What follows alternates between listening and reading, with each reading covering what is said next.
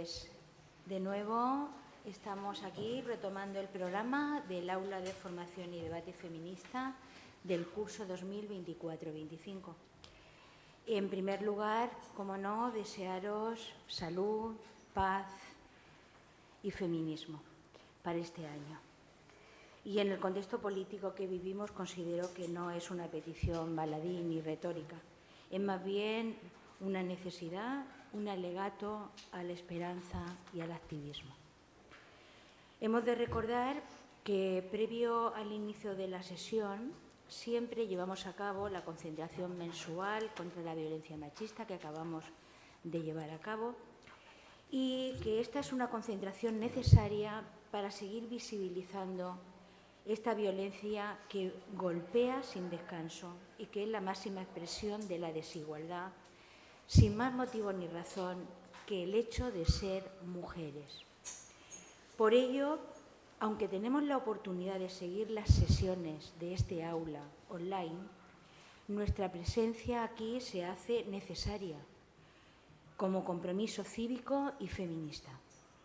También para hacer posible uno de los objetivos de este aula, que es no solamente formarnos, sino también reflexionar juntas, desde la mirada y desde la teoría feminista. Este espacio, siempre lo recordamos, es un espacio horizontal, donde aprender, reflexionar y debatir juntas sobre temas de actualidad desde la mirada y la teoría del feminismo. Cada primer lunes de mes en este aula de la sede universitaria en Canalejas y a las 20 horas. Digo esto porque es cierto que sabemos que tenemos muchas personas que nos siguen, que siguen las sesiones online y que realmente es una gran posibilidad de seguirnos muchas veces desde lugares lejanos, lugares desde los cuales sería imposible si no fuera por esta capacidad técnica que nos brinda la universidad. Pero sí que es verdad que tenemos que hacer siempre una llamada que tenemos que intentar hacer el esfuerzo de estar aquí porque es necesario para visibilizar en esa concentración la violencia contra las mujeres y aquí porque necesitamos seguir pensando juntas y reflexionando juntas, ¿vale? Pues dicho esto, recordamos que el curso 2024 y 25 nos propusimos articular las diferentes sesiones mensuales en torno al tema feminismo y salud.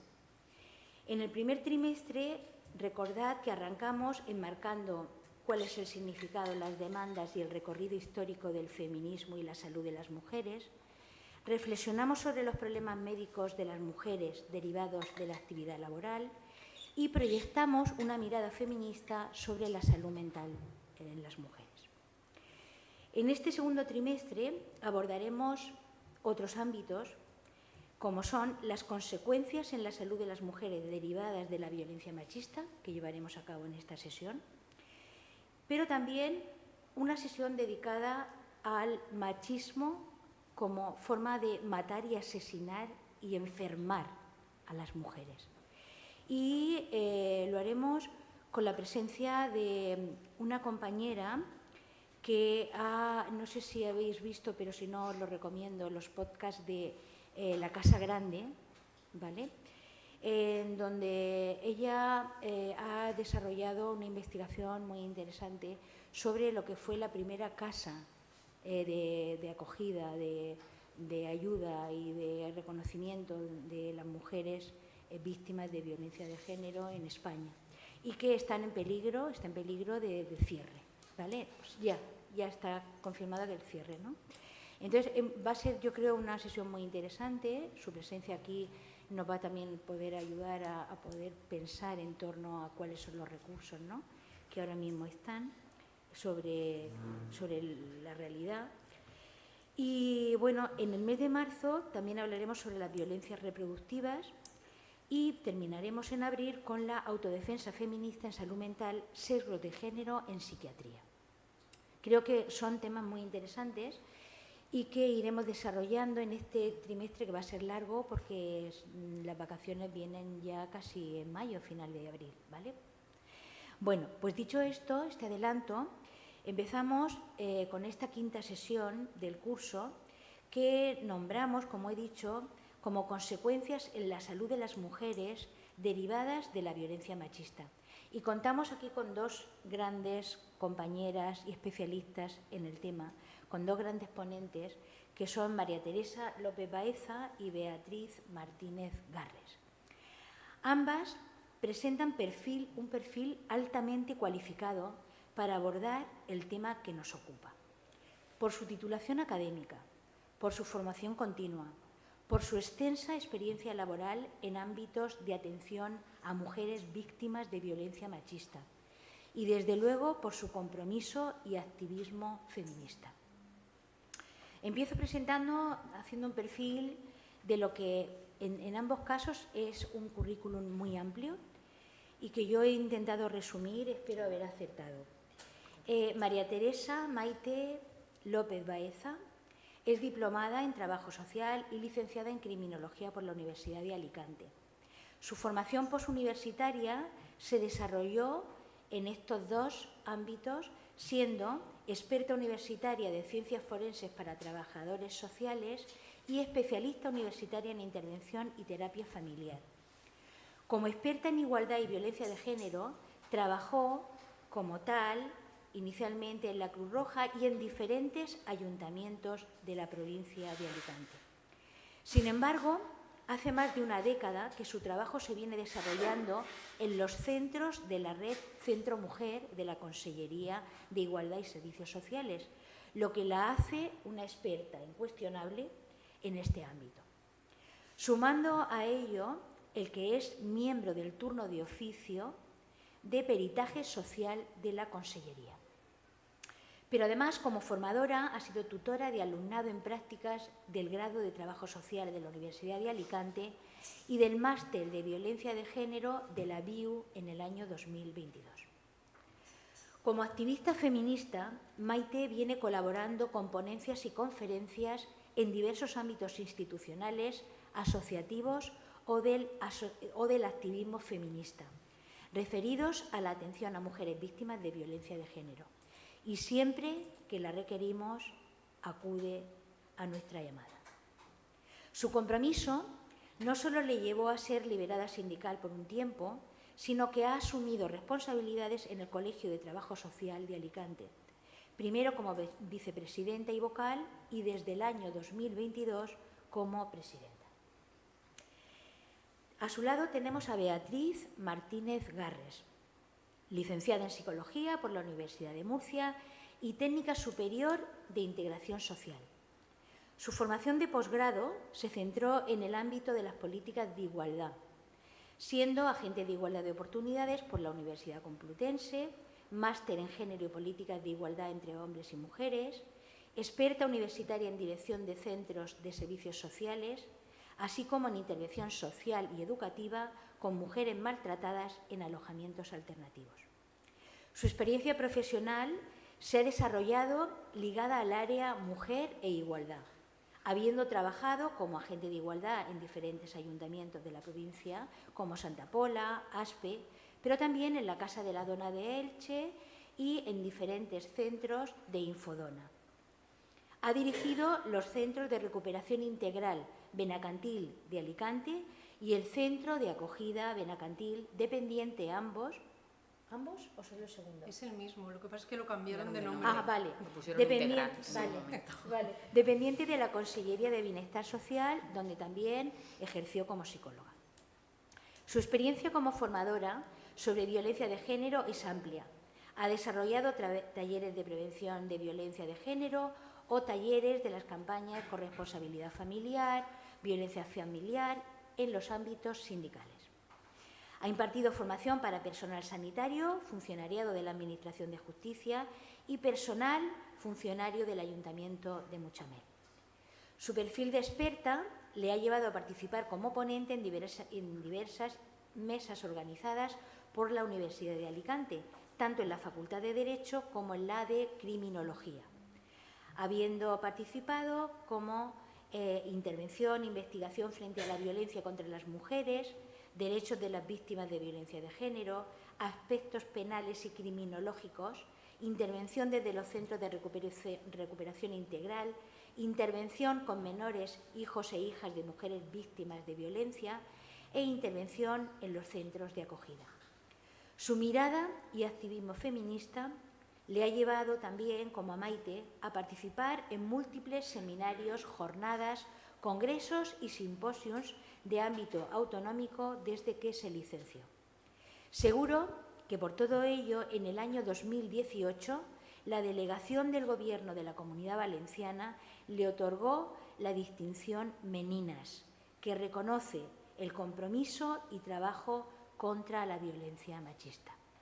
Pues con estas dos grandes expertas empezamos a desarrollar la sesión de hoy y seguro que nos dará la posibilidad de poder hacer posteriormente un debate interesante y fructífero. Así que cuando queráis, Maite, ¿empiezas tú? ¿Cuánto tiempo tenemos más o menos Pues antes de que nos tiren? tenemos que terminar a las 9:30, 10 menos 25.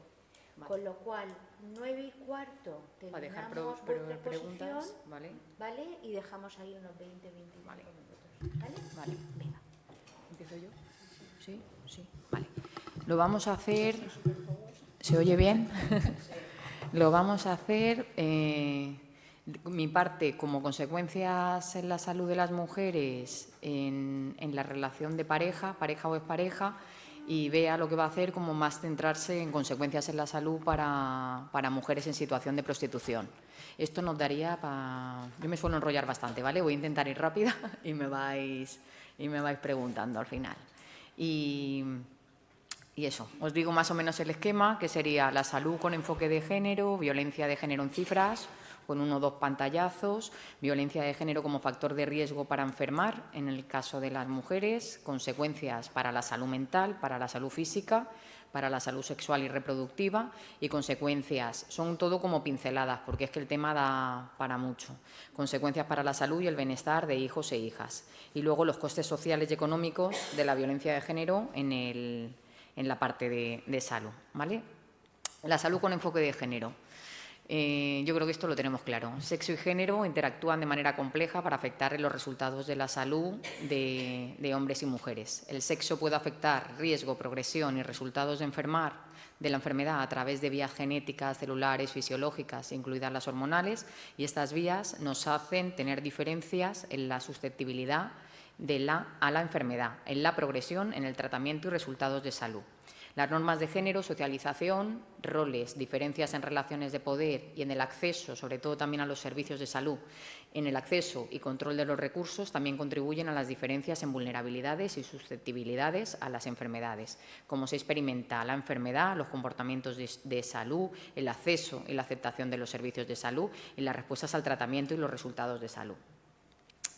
El análisis de género identifica, evalúa e informa acciones para abordar desigualdad e inequidad. Se utiliza para identificar sistemáticamente diferencias entre mujeres y hombres, ya sean relacionadas con el sexo o con el género, en términos de factores de riesgo, exposiciones y manifestaciones de mala salud, gravedad y frecuencia de las enfermedades, comportamientos de búsqueda de atención médica, acceso a la atención y experiencias en entornos de atención a la salud, así como los resultados y el impacto de la mala salud. Entonces, se hace necesaria la incorporación de la perspectiva de género en el proceso de evaluar las implicaciones, tanto para mujeres y hombres, de cualquier acción planificada dentro del sistema de salud, incluida la legislación, las políticas, programas, prestación de servicios y en todas las áreas y niveles. La incorporación de la perspectiva de género no es un fin en sí mismo, sino una estrategia, un enfoque y un medio para lograr el objetivo de la igualdad de género. Para ello es fundamental recopilar y analizar sistemáticamente los datos desglosados por sexo, que últimamente nos la están colando un poco con cómo están, porque yo digo, no pongo demasiados datos porque los datos no están muy bien recogidos y te vuelven loca. En toda la recopilación de documentos para hacer la presentación te vuelven loca para encontrar datos que estén bien. Pero también teniendo en cuenta otros factores adicionales como la edad, la nacionalidad, la situación económica y la discapacidad. La frecuencia de los problemas de salud mental, diferencias de género, vemos en la encuesta europea de salud de España 2020, tenemos mayor prevalencia en los problemas de salud mental en mujeres que en hombres, en los 3 indicadores que se incluyen, que serían depresión, ansiedad y otras patologías, que luego pongo una tabla y lo vais a ir viendo la diferencia que tenemos entre unas y otros. De acuerdo con los resultados de las estimaciones del informe 2023 sobre situación de salud mental en España, las mujeres puntuamos en mayor medida el estado actual de la salud mental como malo o muy malo, y también hemos sido diagnosticadas en mayor medida que los hombres, ¿vale? En España, el consumo de psicofármacos prescritos es 1,75 veces superior en mujeres, y las desigualdades de género se mantienen tras ajustar el efecto por el estado de salud mental y por el diagnóstico de depresión o de ansiedad. Respecto al consumo de medicamentos, las mujeres somos más vulnerables en medicalización de la vida, y esta medicalización adquiere características propias en el ámbito de salud mental, ya que se ha visto impulsada por el desarrollo de industria farmacéutica, que normalmente casi siempre suele ser atención primaria más que unidad de salud mental quien está haciendo la prescripción de la farmacología. Los estudios al respecto indican que a igualdad de síntomas de ansiedad y depresión, la probabilidad de las mujeres de ser diagnosticadas y de que consumamos psicofármacos es mayor. Y si bien hay resultados contradictorios al respecto, porque por un lado te dicen, sí, las mujeres tenemos más diagnóstico de depresión, tenemos más consumo de medicamentos, pero tenemos menos suicidio. Entonces hay como estudios contradictorios entre una cosa y la otra. De forma complementaria, pues eso, algunos otros estudios destacan el infradiagnóstico en el caso de los hombres, y luego también el insuficiente tratamiento farmacológico se podría estar dando en los hombres con patologías mentales, ¿vale? Patología dual, que de esto sí que nos ha aumentado muchísimo en los servicios sociales y en la red de centro mujer y en los sistemas sanitarios y en todo, ¿vale? La patología dual en el ámbito de salud mental, para referirse a las personas que padecen trastorno adictivo y otros trastornos mentales. Puede ocurrir simultáneamente y, aún es más importante, secuencialmente a lo largo de la vida. No es que pueda, es que normalmente va a seguir ocurriendo, porque el trastorno mental no se va a ir y la adicción sí que puede ser que disminuya o que tenga fases. En los hombres, las adicciones más frecuentes, aquí también hemos subido muchísimo en los 2 sexos, tanto en hombres como en mujeres, el consumo de adicciones en los últimos 5 años. Para hombres asociados a trastorno mental suelen consumir cocaína, heroína y cannabis. En las mujeres, mayor consumo de alcohol y tranquilizantes, pero eso está variando en los últimos años súper rápido, y las encuestas no están llegando a reflejar cuál es la realidad que tenemos en los despachos. Las mujeres con patología dual son más susceptibles ante la violencia de género y sufren mayor estigma y exclusión social.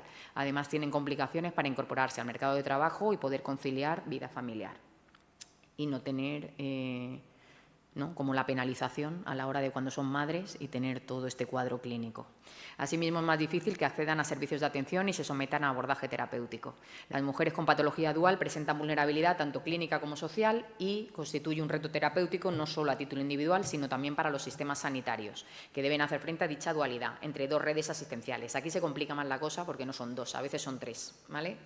Entonces sería la red de atención a las adicciones, que estaría dentro del sistema sanitario, de la Consellería de Sanidad, y la red de salud mental, que también está dentro de la Consellería de Sanidad. Pero en los casos de violencia de género va dentro también la red nuestra, de la Consellería. Entonces, más complicado todavía, ¿vale?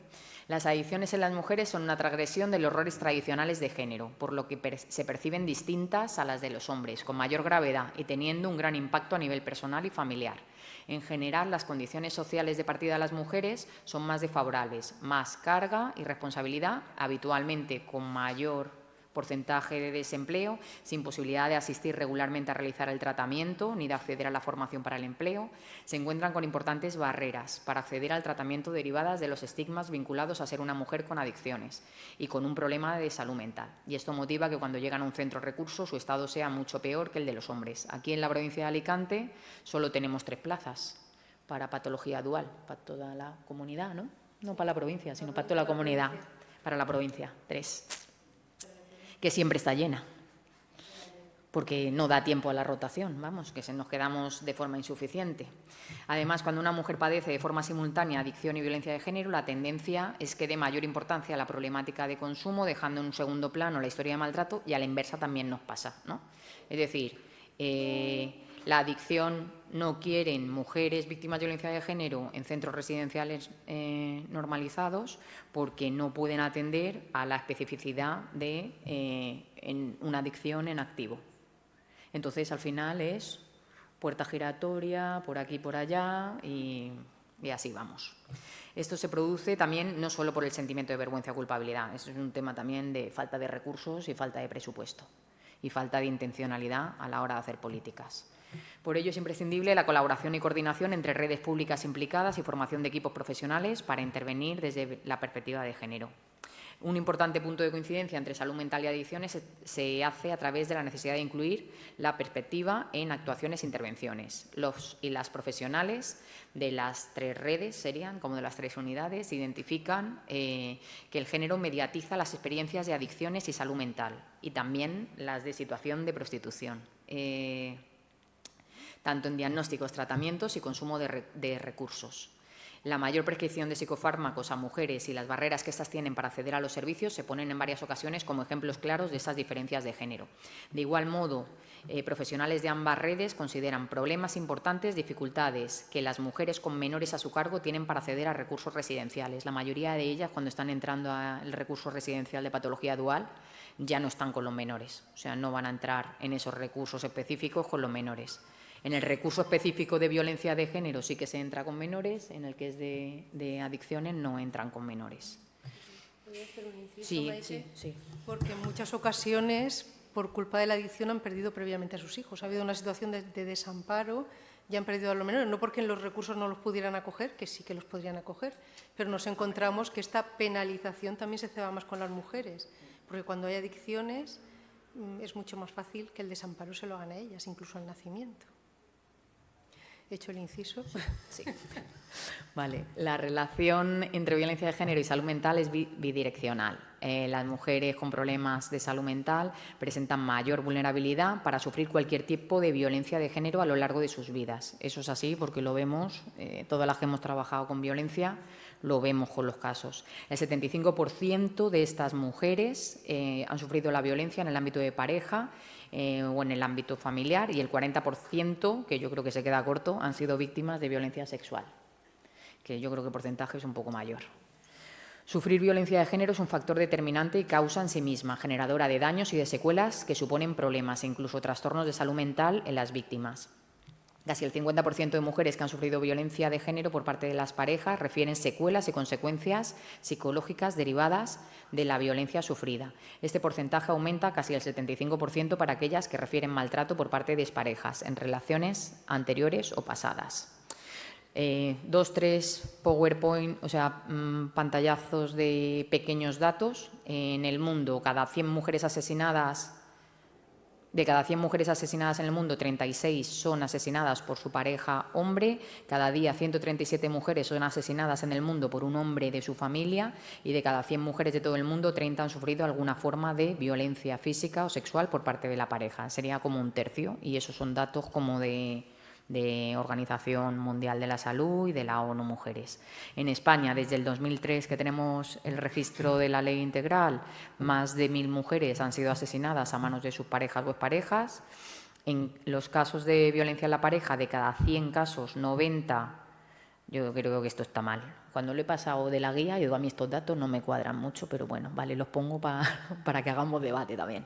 De cada 100 casos, 90 son violencia de hombre hacia mujer, y en los últimos 8 años tenemos más de 500 asesinatos de mujeres, 67 hombres asesinados, pero yo creo que aquí han metido en la estadística hombre con hombre y alguna mujer asesina habrá también, pero hay que ver también cómo la percepción. Y de cada 100 denuncias una falsa, a mí no me cuadra tampoco mucho.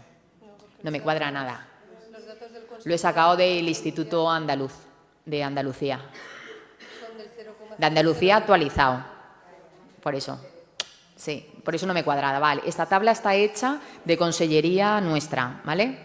En Comunidad Valenciana. Y serían asesinatos. Estos sí que son asesinatos oficiales nuestros de Comunidad Valenciana, para que veáis un poco también la progresión, la comparativa con los datos totales en España y el porcentaje que ocupamos de asesinatos, que siempre estamos en el ranking de las 3, 4 o 5 primeras, yo diría más 3. Estamos siempre en el ranking desde que hay registros, ¿vale?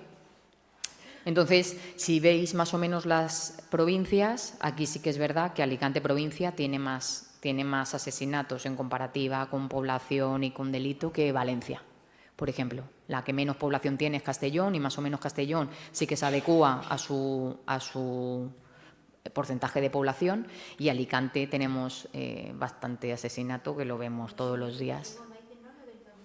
Sí.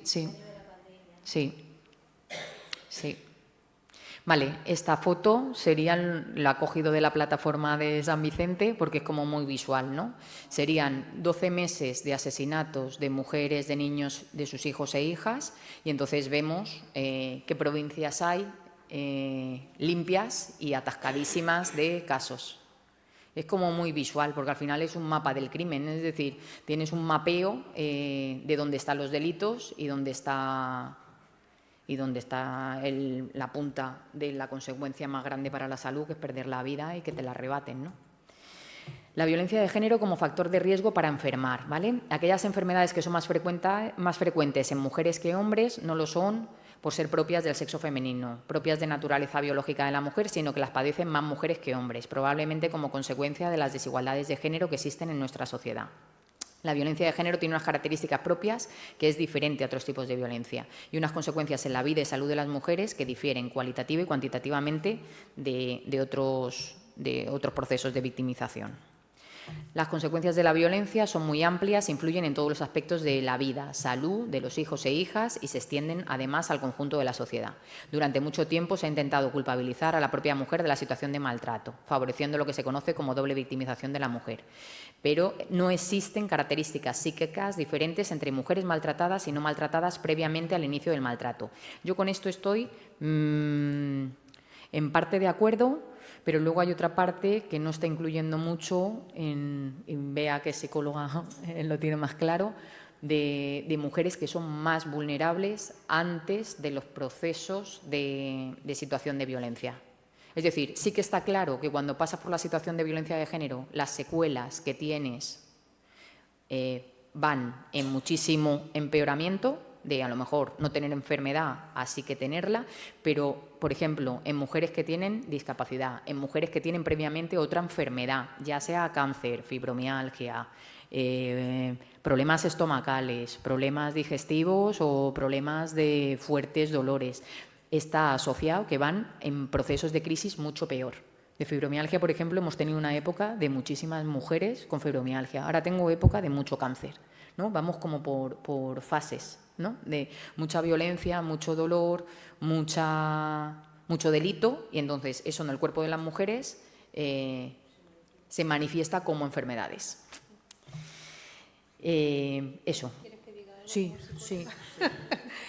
Yo, por lo menos el análisis que he hecho, y aparte que también lo confirman los datos, y es cierto paralelismo también entre prostitución y violencia machista en la pareja, es que la violencia primero se ceba con los perfiles de mujeres más vulnerables, con lo cual pues nos encontramos con perfiles de mujeres abusadas, tanto en violencia como en prostitución, con perfiles de mujeres discapacitadas, con perfiles de mujeres con enfermedades previas, con todos los perfiles vulnerables. Son como la carne que está ahí y donde los maltratadores encuentran su mejor lugar donde llegar, ¿no?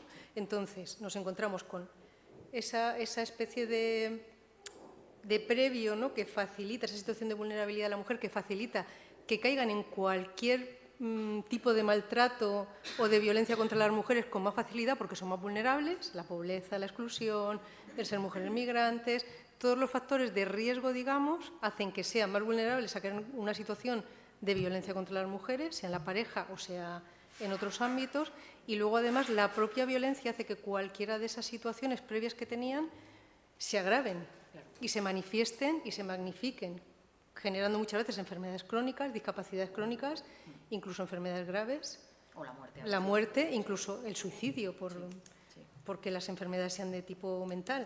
Entonces, es un pre y un post. O sea, al final la violencia marca todo el proceso de vida de estas mujeres, primero situándolas en una situación de mayor vulnerabilidad y luego agravando todos estos síntomas, porque al final la violencia genera enfermedad. Y de hecho, cuando yo todavía trabajaba en los centros de violencia, que hacíamos las memorias anuales, uno de los indicadores que siempre nos salía en el área de salud, que era una de las áreas que trabajábamos a nivel de centro, era que las mujeres tienen un porcentaje de enfermedades de todo tipo, físicas, mentales, de tipo sexual y tal, muchísimo más alto en porcentaje que la población general. Eso era incontestable todos los años en las memorias. Sí.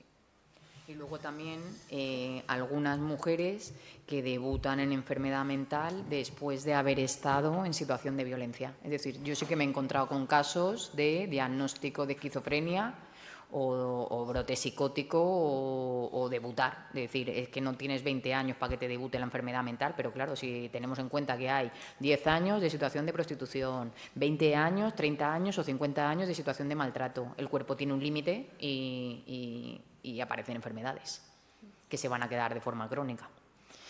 Vale, ¿por dónde me he quedado? Por aquí. Vale, por el contrario, el maltrato contra la mujer puede conllevar una serie de trastornos y problemas de carácter psicológico que no deben de ser ignorados. Toda forma de violencia tiene un impacto en la salud. La violencia contra la mujer en la pareja tiene un mayor impacto en su salud que otras formas de violencia. Y la violencia, por lo que estábamos diciendo, en las dimensiones física, sexual o psicológica pueden prolongarse durante años o puede aumentar en intensidad con el tiempo.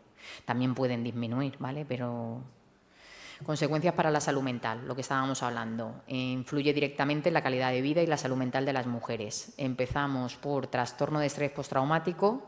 Aparece cuando las mujeres son sometidas a situación de estrés en las que están sobrepasadas sin salida y con amenazas de muerte. La frecuencia del TEP en mujeres maltratadas, pues eso, un abanico del 30 al 80, yo diría más, está por el 70, 80 que por abajo. Tienen TEP, lo que pasa que el TEP no todas lo tienen con la misma intensidad. Trastornos depresivos. Las mujeres sufren el doble de depresión que los hombres y la violencia de género puede ayudar a explicar esta diferencia. El 5% de las mujeres refería presentar violencia y problemas de salud mental. El haber experimentado un problema de salud mental se asocia a un mayor riesgo de sufrir violencia por parte de la pareja. ¿Qué nos dicen los datos? La depresión es generalmente consecuencia de la violencia de género y no al revés. Un montón de mujeres que no han tenido depresión nunca en su vida, ni por pérdida de trabajo, ni por muerte de un familiar, ni por un montón de procesos que nos pueden ir pasando, sí que empiezan a tener diagnóstico de depresión estando dentro de la relación o en la fase de ruptura. La aparición de un primer episodio de depresión coincide frecuentemente a veces con el inicio de la situación de maltrato o esa conciencia de estar dentro de una situación de violencia de género y ese conectar también con los síntomas que te están ocurriendo, ¿vale? La frecuencia de la depresión disminuye cuando la situación de maltrato aminora o desaparece. Hay mujeres que sí y otras que no, pero esto sería como lo general. Si quitamos el factor que me está provocando los síntomas, poco a poco y de forma progresiva voy a ir mejorando. El mito generalizado de que es natural que la mujer esté deprimida puede provocar una desestimación de las posibilidades de que haya una historia de maltrato detrás. En datos de suicidio en Comunidad Valenciana son en torno, y esto sí que está cogido de un informe de salud de Comunidad Valenciana del 2022, si no me equivoco, en torno a 3 veces más frecuentes en hombres que en mujeres, aunque las tasas globales de mortalidad por esta causa se sitúan por debajo de la media en el Estado español. En el caso de las mujeres valencianas, alicantinas y castellonenses, por suicidio es ligeramente superior la de la Comunidad Valenciana que en el resto de España. El riesgo de suicidio aumenta con la edad, especialmente en hombres. Eso también me llamó bastante la atención en el curso que hice de suicidio hace poco. Tenemos el pico de por abajo de gente adolescente y joven que se suicida o que lo intenta y luego un porcentaje muy, muy alto en personas mayores de 65 años. Muy, muy alto y con alta tasa de eficacia. O sea, no lo intentan y ya está, sino que lo intentan y lo consiguen. La mayor tasa específica de suicidio se produce en hombres mayores de 65 años, algo que se ha mantenido así entre el 2002 y 2015, mientras que las mujeres en la mayor tasa en ese grupo de edad estaban más o menos equiparadas a los hombres todo el rato mayores de 65 y ha pegado un giro y ha cambiado y ha aumentado en el intervalo de edad de 45 a 64 años, ¿vale? Para las mujeres. En ambos casos se observa disminución de la tasa de suicidio en los mayores de 65, al tiempo que es llamativo el incremento que se ha producido también en ambos sexos de 45 a 64, pero sobre todo en mujeres. Comunidad Valenciana, hombres mayores de 65 y las mujeres de 45 a 64 serían los grupos de edad con mayores tasas. Que de esto también hay mapeo, que es bastante interesante, ver las comarcas que más porcentaje tienen de la Comunidad Valenciana, ¿vale? Consecuencias para la salud mental, trastornos disociativos y deterioro de autoestima. En trastornos disociativos tenemos síndrome de Estocolmo y síndrome de adaptación paradójica a la violencia doméstica. La víctima se identifica con el agresor, lo defiende, niega la violencia, luego se retiran de los procesos judiciales, lo justifican, minimizan, pues todo lo que vemos, ¿vale? Deterioro de la autoestima. Pues la baja autoestima casi siempre se suele dar en víctimas de violencia de género, independientemente de la tipología que sea, si es solo psicológica, física psicológica, sexual. Hay un deterioro de la autoestima, sobre todo también mucha culpa, ¿no? Que esto lo hemos trabajado también en el aula de debate, y mucha pena, ¿vale? Tenemos la culpa, la pena y la vergüenza y la baja autoestima. El suicidio. Para algunas mujeres la experiencia del maltrato es tan dura y ven tan pocas posibilidades de salir de su situación que llegan a atentar contra sus vidas. Yo, por ejemplo, la última vez que he estado en San Vicente, que han sido 3 meses, en 3 meses han habido 2 muertes por suicidio, que es muchísimo, porque yo en 15 años habré tenido 1 caso, 2 casos, y en 3 meses 2. Y a mis compañeras de Denia, más. Y a las compañeras de Alicante, más. A las de Valencia, más también. Hay un montón de mujeres que se suicidan y entonces las que son víctimas, esto es un fallo de las estadísticas, las que son víctimas de violencia de género van a ir a los datos de suicidio. Y no hay un subapartado que dice es una víctima de violencia de género que estaba en el sistema de Biogen, estaba en servicios sociales o estaba en el centro mujer y porque no ha podido superar la situación o no ha podido superar su dolor ha terminado con su vida. No, no aparece. Y se mezclan con otro tipo en el batiburrillo y ahí lo tenemos. Y entonces, claro, no se pueden hacer programas específicos ni podemos hacer nada porque están todos los datos mezclados. Y con suerte sí que nos lo dan entre hombres y mujeres, por ahora. Los pensamientos de suicidio también son más frecuentes entre las mujeres víctimas de violencia de género. Otra cosa que ha subido mucho son las autolesiones. Las autolesiones, yo estoy viendo, y en adultas. Y en adultas también. En este sentido, la OMS considera el maltrato como uno de los factores de riesgo importantes a estudiar para la prevención del suicidio. No lo están diciendo los organismos internacionales, pero pues ahí vamos. En la Confederación de Salud Mental del 2018 se señala que la violencia de género es un factor precipitante del suicidio y que podría ser la causa del 25% de los intentos de suicidio de mujeres en España. Yo te digo que el porcentaje tiene que ser superior, porque también hay que hacer la diferenciación entre las tentativas y los suicidios consumados, ¿vale? Y esta frase, que estoy de acuerdo, porque la dijeron en un grupo de expertos, la obra de arte final del agresor es conseguir que sea la mujer quien se daña a sí misma. No tiene que hacer nada. Simplemente quedarse con los hijos, con las hijas, con la herencia, con el patrimonio, ya está. Ya no tiene que hacer una parte activa, ya directamente ha conseguido la muerte. Claro. El consumo y abuso de sustancias, lo que estábamos comentando antes, se ha incrementado en alcohol, drogas y psicofármacos como tranquilizantes y estimulantes. Se asocia el uso de las sustancias a una estrategia de afrontamiento ante las situaciones de violencia, de mucho estrés y difíciles, ¿vale? Aquí tenemos como los 2 perfiles. Tenemos mujeres que no habían consumido nunca y a raíz de la situación de violencia se hacen consumidoras, y mujeres que previamente ya eran consumidoras y han empezado a consumir mucho más con sus agresores, que a veces son sus agresores y a veces también son sus camellos. Entonces las hacen mucho más dependientes. Y ese vínculo es muy complicado. Es decir, cuando estás trabajando con mujeres víctimas de violencia de género con adicciones fuertes y en activo, es complicado llegar a ellas en visibilización y en peligrosidad, en medidas de seguridad, en medidas básicas de salud y de prevenir situaciones de riesgo. Por lo que estábamos diciendo antes también, la salud autopercibida refleja percepción que tienen las personas de propia salud, tanto físico como psicológico. Y las mujeres, por lo que estaba diciendo también Beatriz, refieren un peor estado de salud que las mujeres no maltratadas. Esto no es un sentimiento ni una percepción, es que es una realidad. Es decir, tienen más cuadro clínico que el resto de mujeres de su edad, estando sanas o en las mismas condiciones, porque la violencia genera enfermedad. Vale. Lo que estábamos diciendo en la encuesta europea de salud de España 2020, ¿vale? Si veis el porcentaje, depresión, tenemos hombres 3,62 y mujeres casi un 8. Ansiedad, casi 4, 8 y pico. Y otros problemas de salud mental, aquí ya no tienen tanta diferencia. Es decir, sí que hay muchos hombres con diagnósticos de patologías mentales graves, que sí que están diagnosticados.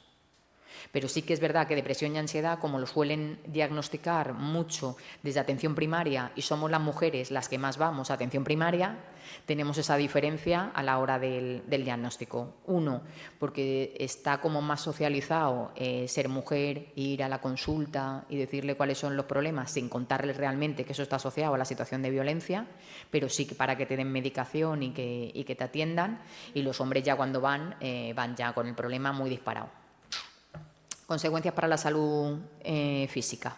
Sometidas a violencia tanto en infancia como en edad adulta es factor de riesgo para padecer muchas enfermedades. El estrés crónico que implica la violencia afecta al sistema inmunológico y neurohormonal. También estamos viendo eso como muchas intolerancias, alergias, operaciones, enfermedades autoinmunes que no aparecían tanto antes. Enfermedades infecciosas, ha subido muchísimo las ETS, pero muchísimo. Yo no recuerdo, desde los 20 años, sí. ETS de transmisión sexual, muchas. Algunas enfermedades que estaban ya controladas se han vuelto otra vez a disparar. Favorece tanto la aparición infecciosas, cardiovasculares, autoinmunes y el empeoramiento de las existentes. Pues el asma, la diabetes. Yo, por ejemplo, una de las muertes en mujeres prematuras que hemos tenido en el último año y pico, una ha sido asociada a complicaciones de diabetes y la otra ha sido paro cardíaco, ¿no? Entonces, al final, si esas mujeres no hubieran sufrido la situación de violencia de género tan complicada que tenían en su vida, ¿estarían muertas? Pues no lo sé, a lo mejor no. A lo mejor no, si se hubieran cuidado y hubieran tenido otro estilo de vida y otra exposición a la violencia.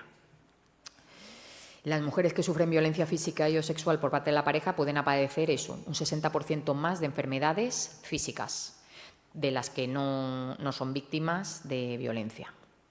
Lesiones, las lesiones son enormes, aquí me quedo corta. Contusiones, heridas, quemaduras, fracturas, amputaciones, cicatrices, de ubicación variada. Normalmente, también por lo que nos decía Miguel Lorente con lo de la asfixia, normalmente los golpes y las lesiones van a ir cara-cuello, que al final es cráneo, el pecho, donde están los órganos, pecho-abdomen, porque en piernas no suele haber tanto y suele haber en órgano vital o donde se suelen cebar mucho. Por ejemplo, en cabeza, yo últimamente estoy teniendo como mucho golpe en la cabeza.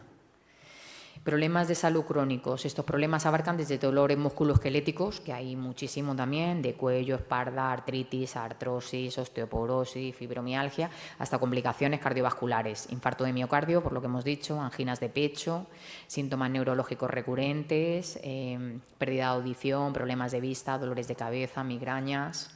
Si me quieres cortar con algo, me cortas, vale. Trastornos gastrointestinales y de las vías urinarias, además de colon irritable, lo que hemos dicho, que de colon irritable hemos visto un montón de casos en los últimos 7 u 8 años, un montón, que antes no veíamos de colon irritable. Tiene mucha relación con los factores psicológicos, claro. Entonces, violencia contra la mujer en la pareja se asocia a otros trastornos como úlcera de estómago, reflujo gástrico, indigestión, estreñimiento, diarrea, pérdida de apetito, dolor abdominal.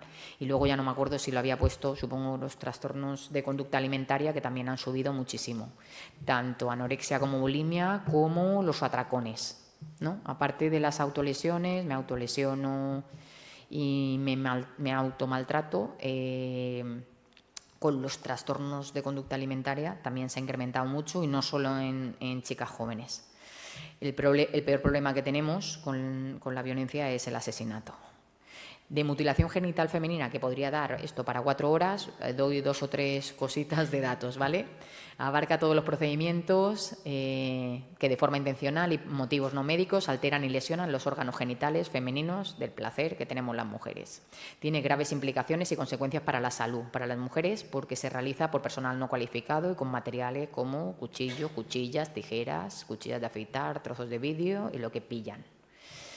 Todas las formas de mutilación genital femenina causan hemorragias y dolores muy fuertes. Se asocian a riesgos de infección que pueden provocar la muerte.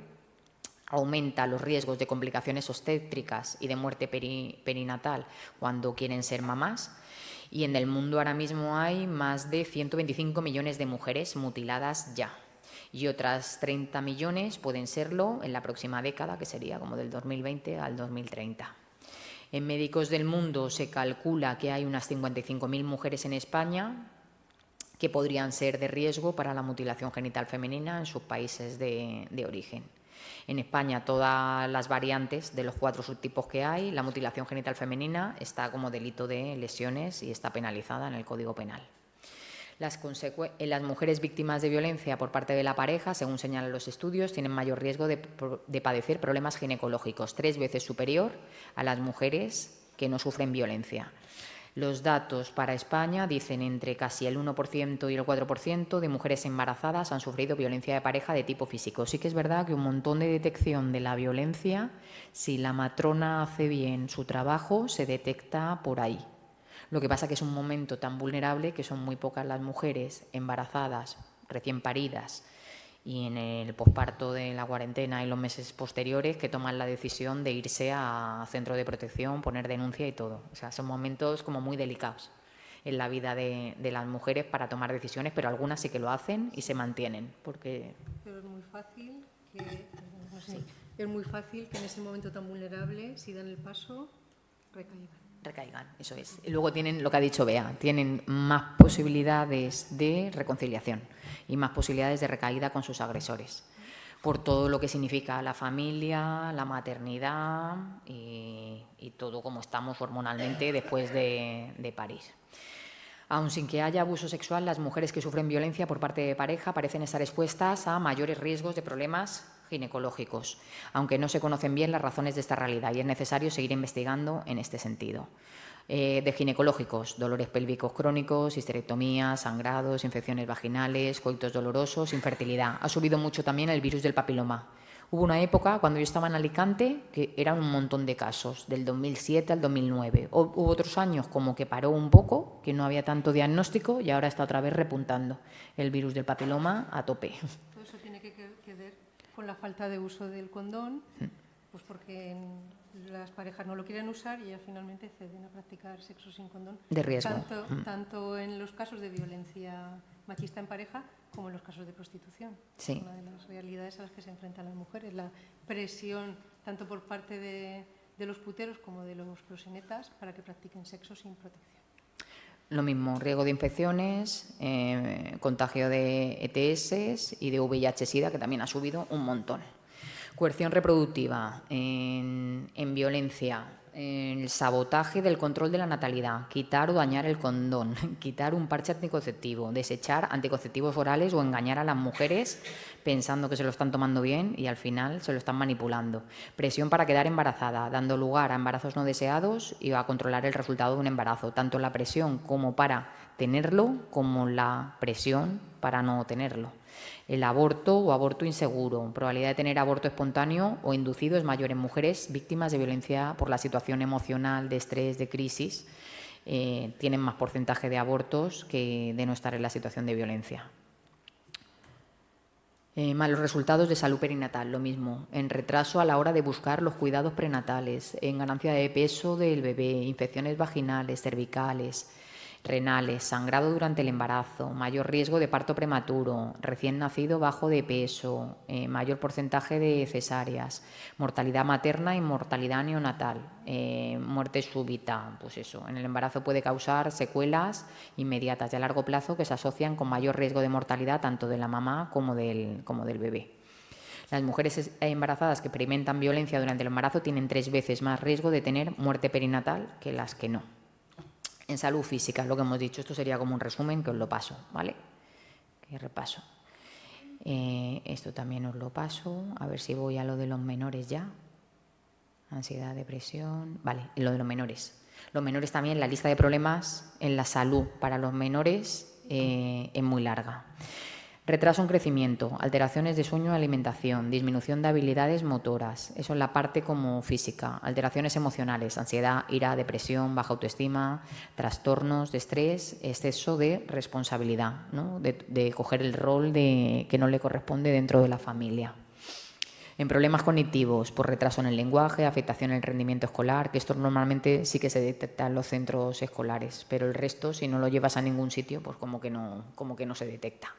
Problemas de conducta, escasas habilidades sociales, agresividad, déficit de atención, hiperactividad, inmadurez, aislamiento. Ese tipo de violencia está asociado a sufrir violencia en otros entornos, incluso se ha correlacionado mayor probabilidad de ser víctimas de acoso escolar, ¿no? Como estoy sufriendo violencia de género en mi casa, voy a ser blanco más fácil cuando hay violencia en el contexto escolar. En el periodo comprendido entre 2013 y 2023, 50 menores han sido asesinados. Y en el mismo periodo, 432 menores han quedado huérfanos, que eso lo tenemos claro por las listas. La violencia de género es un problema que afecta negativamente en todo y hay costes sociales y económicos. Según la OMS, desigualdad y violencia de género obstaculizan los esfuerzos de todos los países por reducir la pobreza. Las consecuencias sociales y laborales que tenemos de estos costes, aislamiento social, asentismo laboral, desempleo, pérdida de empleo, disminución del número de días de vida saludable, impacto en las relaciones interpersonales. En los costes económicos. Aquí no estoy yo tan segura de dónde cogió los datos del informe de Andalucía. Se estima que la violencia de género en España tiene un coste monetario, aquí estamos de acuerdo, porque hay un coste para todo y todo se mide y todo se presupuesta, tangible e intangible, de miles de millones de euros. Los costes directos derivados del valor de bienes y servicios que hay que invertir para tratamiento y prevención de violencia de género, tanto centros policiales, de salud, servicios sociales, etcétera, se supone que están estimados a 8.540 millones de euros al año. Efectos de multiplicación del daño, pues impacto en la macroeconomía, en el mercado laboral y en la productividad intergeneracional y en la salud de las mujeres. En los costes se supone que por porcentajes, procesos asistenciales 87%, el 55% de coste sanitario, psicoterapias 14% y asistencia primaria 17%. Yo creo que lo que han cogido es el presupuesto de salud y lo han incrementado como si solo fuéramos las mujeres las que hacemos gasto. Cabe destacar que la mayor demanda sanitaria se produce en atención primaria. Lo que hemos dicho, no todas las mujeres van a servicios sociales ni van a los centros mujer, pero sí todas las mujeres vamos a los centros de salud y a los hospitales. Los factores que aumentan el riesgo de sufrir violencia de género, voy a cortar ya porque si no, no te dejo, Bea, espérate. Está paso y paso, ¿no? Te dejo 15 minuticos, espérate, que paso a paso, a ver si hay alguna. Factores que protegen, pues lo que estábamos diciendo, ¿no? Disponer de una red de apoyo social y familiar, la participación social, no estar dentro, ¿no?, de las situaciones de pobreza, que al final lo que estaba diciendo Bea nos hacen mucho más vulnerables a la hora de estar en situaciones de violencia, e incorporar la perspectiva de género en todas las intervenciones.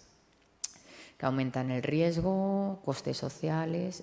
No, estoy yendo para adelante, espérate, que no estoy bien. Obstáculos de violencia por parte de las mujeres y por parte del personal sanitario, ¿no? Estos serían como obstáculos que ya no es. Algunas barreras adicionales.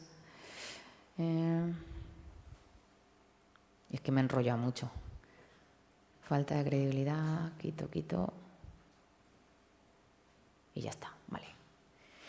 Eso, barreras adicionales que dicen en el sistema, pues eso, la falta de tiempo que tenemos los profesionales por toda la sobrecarga que hay, hace que trabajemos peor, la falta de comprensión de las dinámicas, que no todo el mundo está con formación y sensibilización, el desconocimiento de las obligaciones que tenemos como profesionales y los recursos que existen en la actualidad, estigma hacia la enfermedad mental por parte del personal sanitario, cuando son las mujeres con enfermedad mental y víctimas de violencia de género que van a los recursos a solicitar, pues a veces no se les da la credibilidad o la atención que merecen. Y en el sistema judicial también pasa lo mismo. Reticencias a las mujeres de preguntar, pues no vaya a ser que me vaya a tocar trabajar mucho, la falta de credibilidad que tiene que ver con lo mismo, y cuando están tomando medicación y hay poca adherencia a la misma, se las pone en tela de juicio y a veces se creen que es solo una forma de llamar la atención y en otras ocasiones con desconfianza. Y ya está, no digo nada más y ya está. Te paso.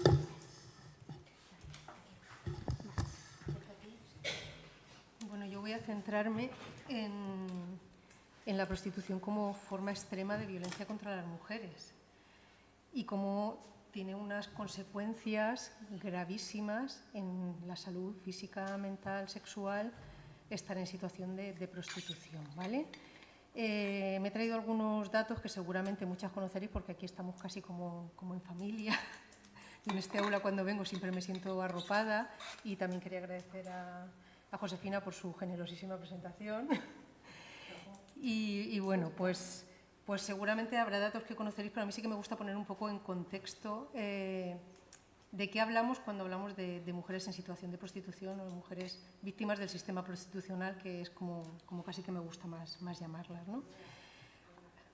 ¿El micro más cerca? Vale. Sí, yo tengo tendencia a hablar flojito. Si veis que hablo muy flojito, decírmelo y subo el volumen, porque yo empiezo a hablar y se me escucha mal, ¿vale? Bueno, hablamos de datos como que en el mundo el 84% del tráfico de seres humanos se realiza con fines de explotación sexual. Y dentro de este porcentaje, casi el 95% son mujeres y niñas. Son vendidas y compradas por mafias y utilizadas para satisfacer la demanda de lo que dan en llamar sexo de pago, que a mí no me gusta llamarlo así, ¿vale? La demanda está encabezada a nivel europeo por España. Tenemos ese estupendo ranking de ser los más chulos de Europa, donde alrededor de un 40% de los hombres confiesan en algún momento de su vida haber violado a las mujeres previa presentación de un billete. Probablemente el porcentaje sea mayor porque estos son datos revelados, que ellos reconocen. Habrá hombres que no lleguen a reconocer lo que en algún momento de su vida han usado este sistema, ¿no? Nos sitúan como tercer estado en el mundo, aparte del primero en Europa, y pese a que hay quien intenta disfrazar este problema, es evidente que la mayoría de personas en situación de prostitución son mujeres, migrantes y pobres. Por esto es de mujeres, migrantes y pobres. No son hombres, no son niños, que también hay en porcentajes muy bajitos, pero son en primer lugar mujeres. Se estima que en España más de 45.000 mujeres y niñas son víctimas del sistema prostitucional, lo que implica que son víctimas de múltiples tipos de violencia, lo que a su vez conlleva graves consecuencias en su salud, tanto física como mental. Son múltiples los traumas y las enfermedades que se derivan de ser víctimas del sistema prostitucional. Y aparte a esto se suma el abandono institucional en que se encuentran las mujeres víctimas de este sistema. Un ejemplo del abandono institucional en que se encuentran es que pese a que en 9 leyes autonómicas del Estado español ya desde hace 10 años se incluye como categoría de violencia la violencia sexual, ¿vale? como categoría de violencia machista o de violencia de género, que es como lo suelen llamar las leyes, se incluye la prostitución, incluida nuestra ley valenciana, la Ley de Igualdad del año 2003, incluye la prostitución y algunas incluso incluyen la pornografía. Pues pese a esto no hemos conseguido, ni pese a las demandas de, yo creo que hace más de 6 años, estaremos entre los 6 y 10 años que el movimiento feminista está demandando al Estado español, incluso en los años que llevamos de gobierno progresista, una ley abolicionista del sistema prostitucional, pues no hemos conseguido ni siquiera una ley contra la trata de seres humanos con fines de explotación sexual, lo cual ya nos habla de la magnitud del problema y de la poca implicación política de gobiernos de uno y otro signo y color, tanto autonómicos como nacionales, para ponerle tajo, ponerle fin a este problema, ¿no? Por lo menos intentar poner soluciones. Lo más que se ha conseguido pues son algunas directivas autonómicas, se han conseguido pues algunas estrategias o planes para tratar de abordar la trata con fines de explotación sexual, las violencias sexuales, incluso algunas iniciativas a nivel local de ayuntamientos que han puesto en marcha algunas ordenanzas contra la trata, que de ellas el gobierno valenciano anterior hizo como un modelo que algunos ayuntamientos han seguido y han conseguido pues, poner algunas sanciones, pero es todo muy como cosas muy concretitas, muy apinceladas y muy situado en determinados pues, zonas, entornos, pero no se ha conseguido que haya una ley nacional que ampare a las leyes autonómicas y que obligue al Estado a poner en marcha pues eso, una política decidida contra este tipo de violencia contra las mujeres. A nivel internacional, tenemos un informe muy reciente del año 2024 de la Relatora Especial sobre Violencia contra las Mujeres y Niñas, sus causas y sus consecuencias, que es así como se llama el título, que es Rin Al-Salem, que es una activista de los derechos de las mujeres que procede de Jordania, y esta mujer está tomando unas iniciativas muy activas a nivel de Naciones Unidas. De hecho, yo os recomiendo la lectura del informe, que es bastante dilatado, y aquí voy a dar alguna pincelada que me parece importante. Y ella está siguiendo un procedimiento que me parece también muy interesante, que es cuando ella ve que hay un problema y quiere pues eso, hacer un informe, se está documentando de los diferentes países y abre como unos periodos en los que pide pues, a las organizaciones de mujeres y a cualquier organización que quiera aportar, pide como contribuciones, ¿no? El año pasado uno de los temas sobre los que lo hizo fue la prostitución, para ver un poquito ese cuadro a nivel internacional, en qué momento estaba y dar recomendaciones a los Estados desde Naciones Unidas para que pongan en marcha políticas, pues si se considera un problema, como en este caso se consideró, políticas para atajar este problema, ¿no? y bueno, pues contribuir a que las mujeres vivamos una vida libre de violencia, que es un objetivo de las Naciones Unidas, ¿vale? Entonces, pues en este informe os voy a leer algún párrafo textual que me parecieron muy relevantes. Por ejemplo, expone: la prostitución da lugar a atroces violaciones de los derechos humanos y a múltiples formas de violencia contra las mujeres y las niñas, quienes a menudo son deshumanizadas y percibidas como personas sin derechos humanos. La prostitución viola el derecho de las mujeres y las niñas a la dignidad y a menudo constituye tortura y trato inhumano y degradante. Tortura y trato inhumano y degradante. Las formas físicas de violencia, principalmente por parte de los compradores de actos sexuales, estamos hablando de los puteros, incluyen abusos sexuales, violaciones y violaciones en grupo y fuertes palizas, entre otras cosas por la negativa de las mujeres, la falta de entusiasmo en practicar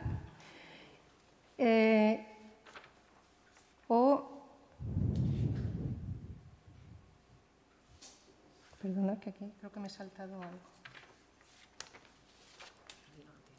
No lo tengo. Pues se me ha cortado el párrafo.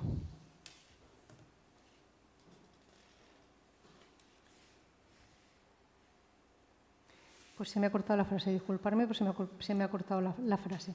Pero bueno, hablaba en general de las graves violaciones de derechos humanos que sufrían las mujeres, se me ha cortado, esto en mi impresora que funciona fenomenal. Y bueno, el caso es que habla de actos realmente de gravedad contra los derechos humanos y a nivel de tortura, ¿vale? Por eso me parecía tan relevante. Luego expone en otro párrafo el nexo que hay tan fino y tan potente entre la prostitución y la violencia contra las mujeres. Da lugar mira, es que se me ha repetido, ¿vale? Incluye abusos, violaciones, lo he impreso repetido, disculparme, voy al sitio donde estábamos. Incluye abusos sexuales, violaciones en grupo, fuertes palizas, entre otras cosas, por la negativa, la falta de entusiasmo o la disociación de la víctima. Después hablaremos del porqué de la disociación en los procesos de las mujeres prostituidas. También son frecuentes los secuestros, los raptos, las desapariciones forzadas. Mujeres y niñas son mutiladas o quemadas, les introducen objetos extraños en el cuerpo, orinan, defecan y eyaculan sobre ellas y pueden obligarlas a mantener relaciones sexuales sin protección. En la pornografía, los actos de amordazamiento y de penetración brutal de la vagina por uno o varios hombres son especialmente frecuentes. Las víctimas también son objeto de abusos físicos y sadismo y masoquismo por parte de los compradores de actos sexuales. Cuanto más brutal y violento es el acto sexual, como obligar a una persona a mantener actos sexuales con animales, por ejemplo, más sienten los usuarios que lo que han pagado ha merecido la pena. Las mujeres embarazadas no se libran de esto. De hecho, uno de los datos que tenemos de Alemania, que ha sido uno de los países europeos que ha legalizado la prostitución recientemente, es que una de las demandas que más ha aumentado es la demanda de mujeres embarazadas para practicar sexo de pago y, además, los daños que eso provoca tanto en la mujer embarazada como en el feto. Y no por ello dejan de facilitarse mujeres embarazadas para estos actos, ¿vale? Las mujeres y niñas prostituidas son a menudo mantenidas en condiciones de esclavitud o similares. Hay un estudio reciente de Médicos del Mundo del año 2020 que se llama La prostitución como forma de violencia de género y nos habla sobre cómo las mujeres son víctimas de violencia por parte de múltiples agentes, ¿vale? No solo por los puteros, sino también por los proxenetas. Son víctimas de violencia a nivel social, lo que se llama el estigma social que sufren las mujeres prostituidas, y del propio Estado, como hemos visto anteriormente, cuando los Estados se eximen de su responsabilidad de atajar el problema de la prostitución como parte de la violencia contra las mujeres. Nos dice en el informe de la ONU también Ril Al-Salem que los compradores de actos de violencia, incluido el feminicidio, no son solo los responsables de estos actos a título individual. Colectivamente crean demanda de un sistema inherentemente violento, construido sobre la subordinación sexual de las mujeres y las niñas. Los agresores proceden de todas las clases sociales, de diversos entornos socioeconómicos y raciales. Para satisfacer la demanda de los compradores, los terceros que organizan y se benefician de la prostitución también ejercen un gran nivel de violencia contra las víctimas, en este caso los proxenetas. Las personas que ostentan poder dentro de las fuerzas del orden, el poder judicial, la jerarquía religiosa en muchos países, los medios de comunicación, la hostelería, las plataformas en línea y digitales, también pueden actuar como terceros perpetradores de violencia porque al final se benefician también económicamente de las prácticas de prostitución. Las instituciones estatales pueden asimismo crear y fomentar condiciones que aumentan el riesgo de que las mujeres y las niñas sean vulnerables a entrar en la prostitución, permanezcan atrapadas en ella porque no tienen más salidas y no puedan salir de este estado de prostitución. Los Estados también pueden no proteger deliberadamente a las mujeres y niñas prostituidas porque se benefician económicamente de su explotación y abuso. Hay estados de lo que llamamos estados en desarrollo que han sacrificado a generaciones enteras de mujeres en manos de la prostitución para subir su PIB y poder cumplir con los objetivos de desarrollo económico que les imponen muchas veces los países, estados o bancos mundiales que les han prestado dinero para su desarrollo. Bueno, en cuanto a los tipos de violencia de los que son objeto las mujeres prostituidas y las consecuencias que eso tiene en su salud, os voy a hablar un poco así también a nivel general, muy resumido, porque ya Maite ha hablado de ellos, ¿vale? Por un lado, pues está la violencia física, que son todas las acciones realizadas voluntariamente y que provocan o puedan provocar un daño, y las lesiones físicas que ellas implican. Incluyen el uso de la fuerza, el uso de objetos con la finalidad de agredir físicamente, empujones, tirones de pelo, bofetones, golpes, patadas, pellizcos, mordiscos, tortura, mutilación, entre otros muchos, quemaduras. Bueno, y además lo que se está observando en las últimas investigaciones es que todo esto va en aumento. Cada vez la violencia es más grave, es más brutal y más salvaje contra las mujeres que están en el sistema de prostitución. Luego, la violencia psicológica, entendida como el uso de mecanismos que atentan contra la integridad psicológica y el bienestar de las mujeres, incluye todo tipo de humillaciones, insultos, infravaloraciones, amenazas, intimidaciones, chantaje emocional. La violencia psicológica es ejercida de muy diversas formas, desde el desprecio, el abuso de poder, las amenazas, los engaños. Luego, la violencia y la explotación económica. Ese aprovechamiento, ese extractivismo de las capacidades, en este caso sexuales, de las mujeres y el engaño económico de las mujeres por parte tanto de puteros como de proxenetas. Son frecuentes los robos, las extorsiones, los chantajes que debido a su situación de vulnerabilidad no pueden denunciar. La más común es aquella ejercida por los proxenetas que exigen a las mujeres un porcentaje mayor o menor de sus ganancias. La violencia sexual, que es una de las que también se ha detectado que va en un grave aumento, son todos aquellos actos que van desde el acoso verbal, la penetración forzada y una variedad de tipos de coacción, la intimidación a la fuerza física. Es el tipo de violencia más común ejercida por puteros y también por los proxenetas, que se manifiestan de variadas formas, siendo las más comunes los intentos con o sin éxito de quitarse el condón, que lo ha mencionado antes Maite, seguida de los intentos forzados de sexo anal, las violaciones vaginales y la obligación de realizar prácticas sexuales que para las mujeres son denigrantes. A este respecto, por ejemplo, una de las cosas que muchas veces comentaban mujeres que habían sido víctimas de prostitución era que a los proxenetas les pagaban más por que ellas no utilizaran el condón.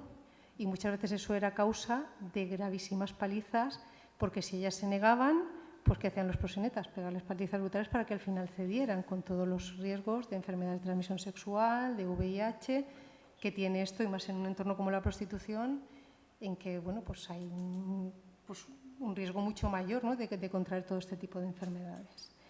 Con lo cual, la violencia sexual es gravísima porque además implica esta correlación entre violencia sexual, violencia física, violencia psicológica. Es como la pescadilla que se muerde la cola. Si te niegas a hacer lo que los puteros te piden, pues el proxeneta te deja, te insulta, te maltrata, incluso te puede llegar a matar, te puede llegar a asesinar por negarte a ceder a los deseos de los puteros. Como los deseos de los puteros cada vez son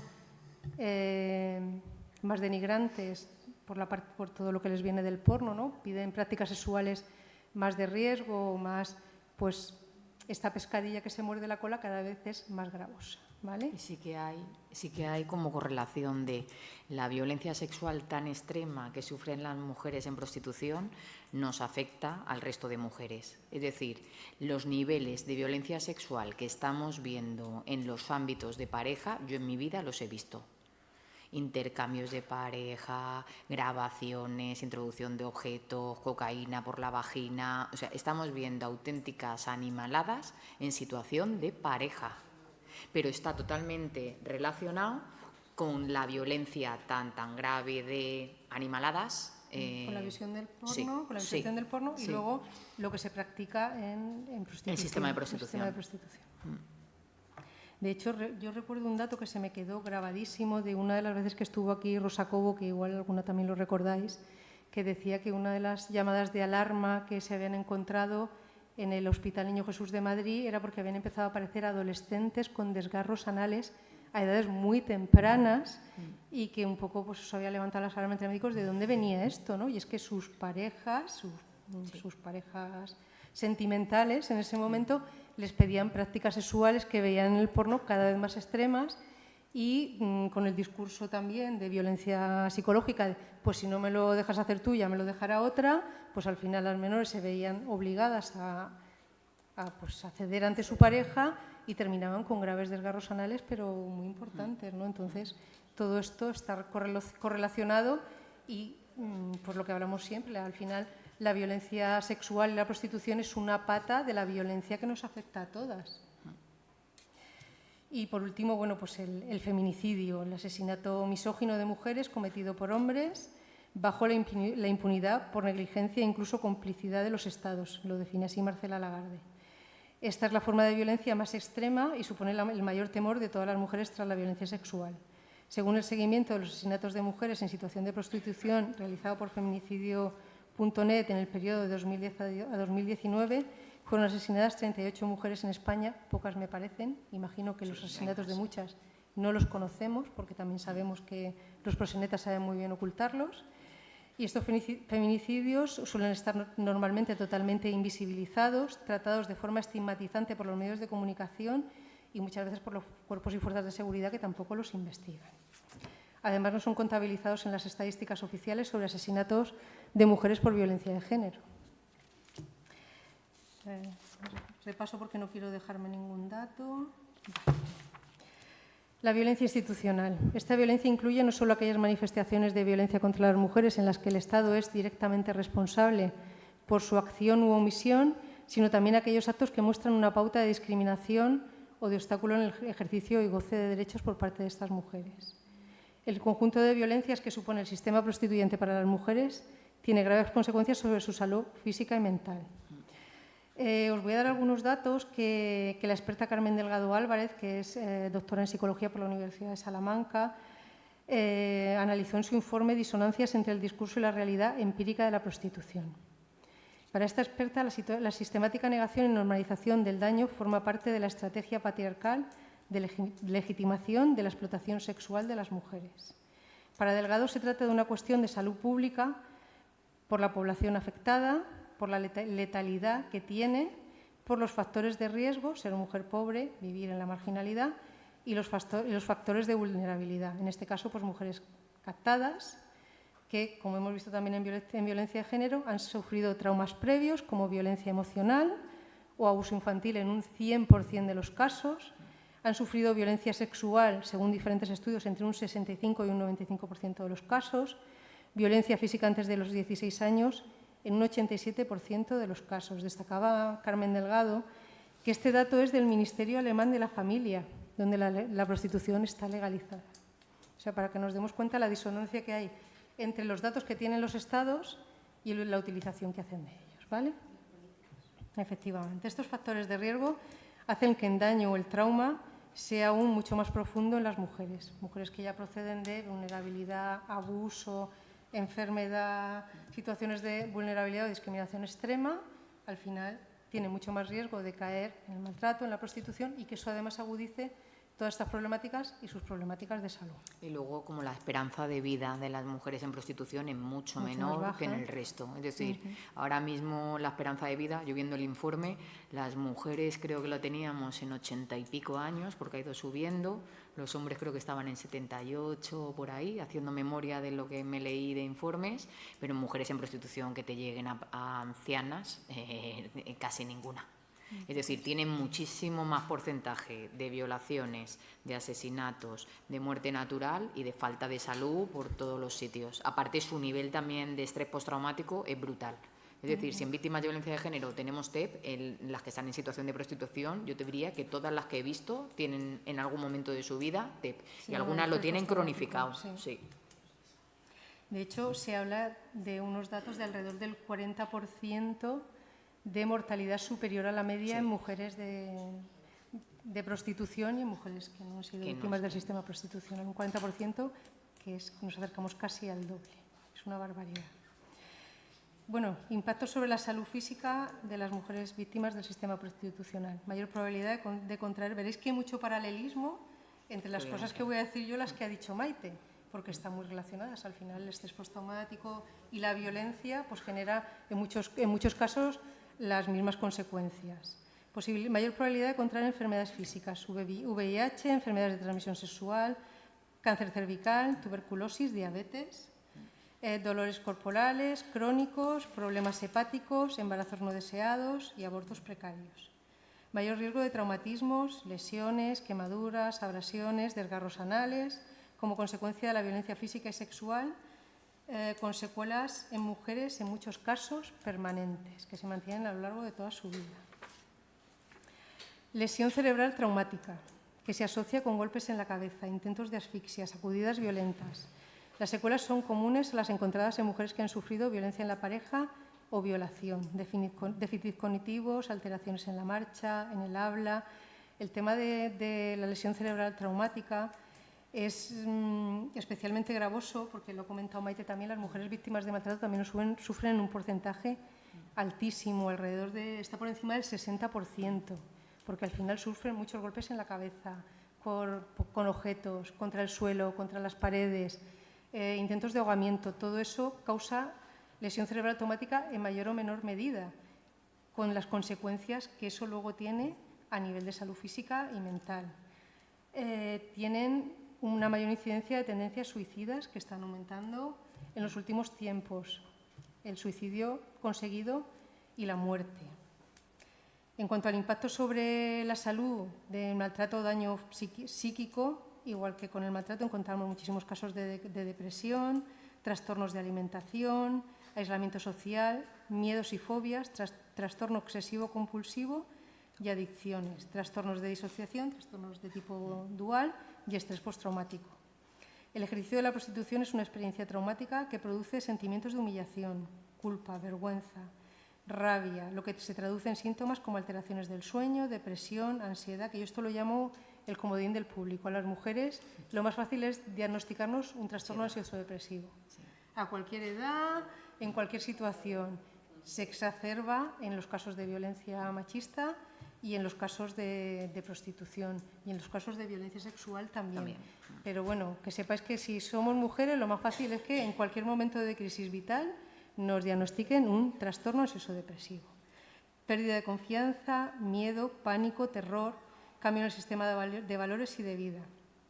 Para hacer la situación más soportable, igual que pasa en los casos de maltrato en ocasiones, algunos recursos que utilizan las mujeres son el consumo de alcohol, las drogas, sean legales o no, o sea, adicciones a psicofármacos, a ansiolíticos, a medicación contra la depresión y estupefacientes, lo que agrava aún más su mal estado de salud, tanto física como psíquica. Sí. Me queda muy poquito. Yo le dije a Maite que empezara ella porque iba a ser más breve. Luego los trastornos de tipo disociativo. La mayoría de mujeres en prostitución informan que no pueden ejercerla a menos que se disocien. La disociación funciona como un analgésico para las lesiones causadas por la violencia en la experiencia traumática que supone la prostitución. Cuando las mujeres prostituidas no se disocian, relatan experimentar niveles insoportables de dolor, vergüenza, rabia, emociones que son insoportables. Este trastorno produce una sensación de desapego, de estar fuera de una misma, distanciamiento emocional, desrealización. Se observan las propias acciones como si estuvieran viendo una película. Salen de su cuerpo, eso lo hemos visto a veces en películas, ¿no? Que salen de su cuerpo y es como yo no soy. Esto muchas veces también lo utilizan las mujeres como un mecanismo de defensa para mantenerse, como entre comillas, porque no tienen otra salida en la situación de prostitución y en la de maltrato, ¿no? Me justifico a mí misma que estoy aquí pues porque de alguna manera, pues como no tengo otra salida, pues estoy aquí porque quiero, porque es el padre de mis hijos, porque me quiere, pues porque el proxeneta me quiere, me cuida. Pese a estar en esta situación, él a veces me lo hace más fácil, pues utilizan ese sistema de distanciamiento emocional y desrealización con las graves consecuencias que eso tiene en su salud mental, que puede llevar incluso a la psicosis. Claro, y a desarrollar, como decía antes Maite, trastornos de tipo psicótico en edades que no son propios que se inicien, ¿vale? Se produce la despersonalización y esta alteración acaba produciendo estrés postraumático. El estrés postraumático afecta a los mecanismos del procesamiento y almacenamiento emocional, la memoria emocional, produciendo sobre todo lo que se conoce como flashback, que es un estímulo ambiental pequeño y, digamos, que no tendría por qué causarlo, se asocia a la experiencia traumática vivida y activa el mecanismo de que se reactiven y se revivan las experiencias traumáticas. Según un estudio de Melissa Farley, que se hizo en 9 países europeos, hasta un 95% de las mujeres en prostitución padecen estrés postraumático frente a un 8,6% en la población general femenina o entre un 14 y un 22%, por ejemplo, en soldados veteranos de guerra, lo cual es un porcentaje altísimo. Y bueno, si queréis lo dejo aquí. Bueno, os voy a dar el último dato de Ingeborg Kraus, que es una doctora alemana que ha trabajado con mujeres víctimas del sistema prostitucional durante mucho tiempo, y ella habla que 2 de cada 3 mujeres en situación de prostitución desarrollan estrés postraumático con flashback, con niveles de gravedad de llegar a sufrir hasta 30 flashbacks al día. O sea, 30 veces al día reviven la experiencia traumática pues, de las violaciones continuas que sufren dentro del sistema prostitucional. Y con esto lo dejo y ya abrimos el debate y hablamos de más datos si queréis. Muchas gracias.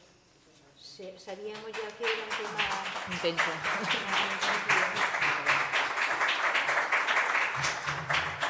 Se me han quedado las recomendaciones de Rin Elselen respecto al tema de prostitución. Me había cogido las 3 o 4 principales. Si queréis luego las hablamos, pero bueno, las tenéis en el informe que está en la página de Naciones Unidas. Pero si queréis luego hablamos de ellas. Vale. Abrimos. ¿Queréis hacer alguna intervención, alguna pregunta a las ponentes? Tenemos aquí el micrófono. Guille, toma sí, cualquiera de vosotras, ¿no? Si alguien quiere participar. ¿Qué? A ver, espera, ábrelo.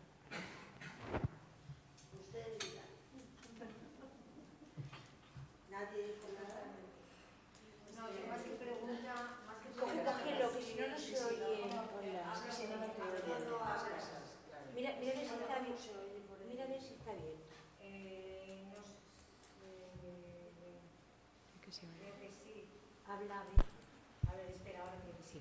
Yo más que pregunta, lo que sí quería, que lo he estado recordando todo el rato, es que al cambiar el perfil, en el caso de mujeres prostituidas, al ser ahora la mayoría, la inmensa mayoría, mujeres que vienen de otros países, muchísimas en situación irregular, imagino que eso, luego a efectos de datos estadísticos, o sea, Claro, se desconocen muchos datos. ¿a dónde van a ir? ¿A qué centros de salud? ¿Qué tipo de tratamiento? ¿Qué tipo de...? Entonces creo que todavía me ha parecido muy interesante lo que comentabas tú de los suicidios, como en muchos casos deberían computarse como víctimas de violencia y no lo van a ser. Eso me ha parecido muy interesante. Y luego cuando hablabas tú, Bea, estaba pensando en esto. Esa prostitución que ya ha cambiado claramente de perfil y que son mujeres en situación irregular, y dices, ahí los datos estadísticos están muy alterados y muy... Sí, estos son los datos estadísticos que vemos. Y, O sea, y esto luego es lo que vemos. el salto Sí. entre lo que se ve y lo Y sí que es verdad que comentaba Carmen Delgado también, a mí es que Carmen Delgado me gusta mucho, yo os recomiendo escucharla en cualquier ponencia que encontráis por ahí por internet, que tiene muchas.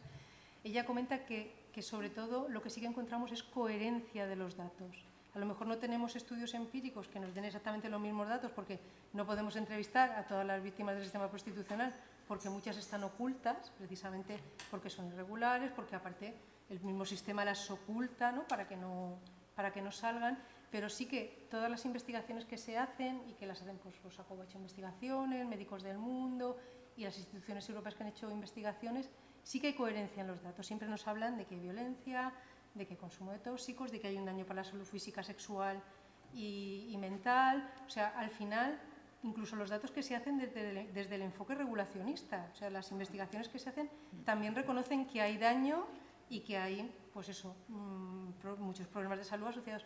Pero ellos lo que hacen es interpretarlos de otra manera y dar otras recomendaciones. Pero los datos siempre tienen coherencia y eso es muy importante. Todo lo que conocemos tiene sentido y nos dice lo mismo. Entonces, seguramente lo que quede debajo, que será mucho más de lo que conocemos en porcentajes, pues vaya en la misma línea, en la misma terrible línea, ¿no? Las supervivientes también dicen lo mismo. Es decir, Sí. Cuando escuchas cualquier relato, ponencia, libro, materiales, doctorado o lo que sea, de cualquiera de las supervivientes que han estado en sistema prostitucional, te están diciendo todas lo mismo. Muy parecido, de relatos de violencia muy, muy extrema. Y de consecuencias en la salud. Y consecuencias en la salud. Te dicen, yo de alguna manera entré en el sistema porque me vendieron que era, y que no son extranjeras, que son nacionales, porque me vendieron que era un trabajo como otro cualquiera, en una situación de crisis personal, laboral, no sé qué, pues dije, bueno, pues esto es una salida laboral, voy ahí. Bueno, pues el relato de la violencia que padecen de tal y de todos los síntomas de estrés postraumático es el mismo, igualmente grave, los mismos síntomas, las mismas consecuencias, o sea que no hay diferencia, ni hay prostitución buena y mala, no. Al final el relato, las consecuencias y los perjuicios en la salud son los mismos, Sí. o muy parecidos. Guillermina.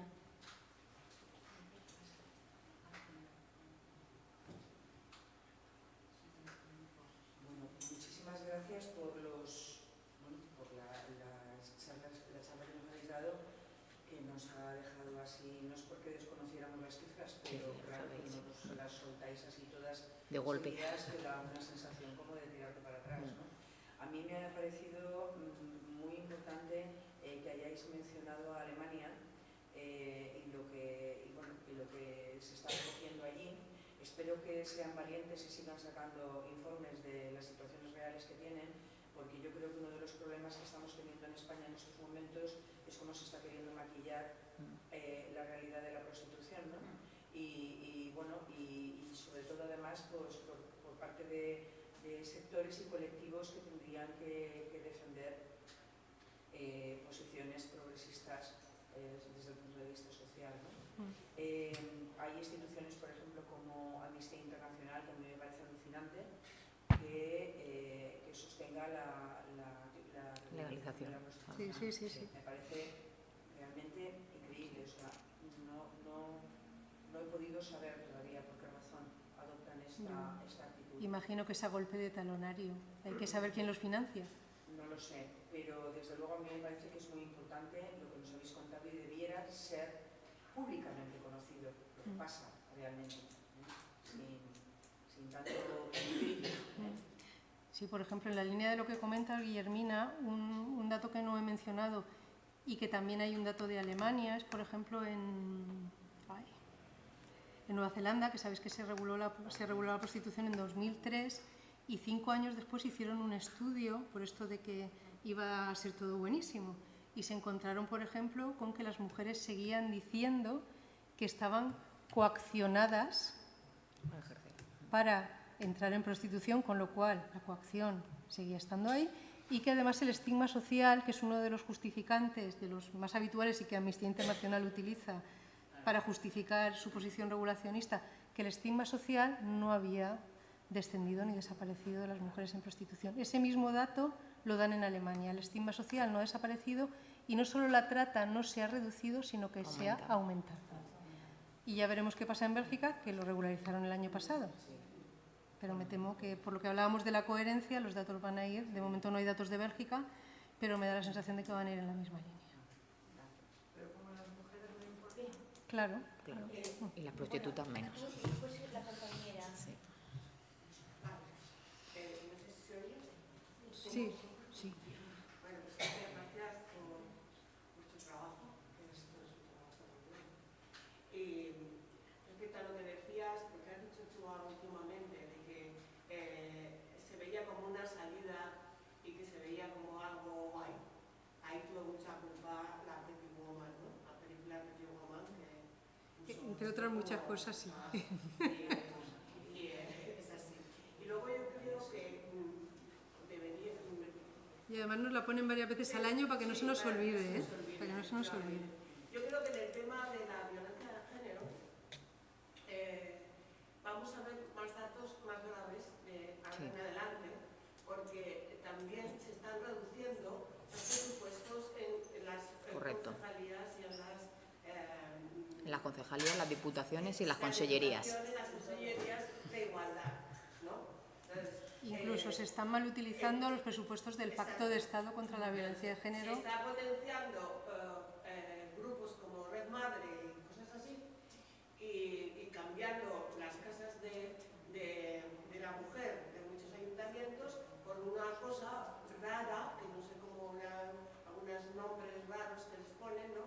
Como de aconsejamiento, protección de la embarazada, de la que no sé qué, en fin, estos temas, y esto va a llevar a que haya menos presupuesto, menos recursos para mantener las casas de acogida, para mantener los pisos tutelados que hay en muchas ciudades de España.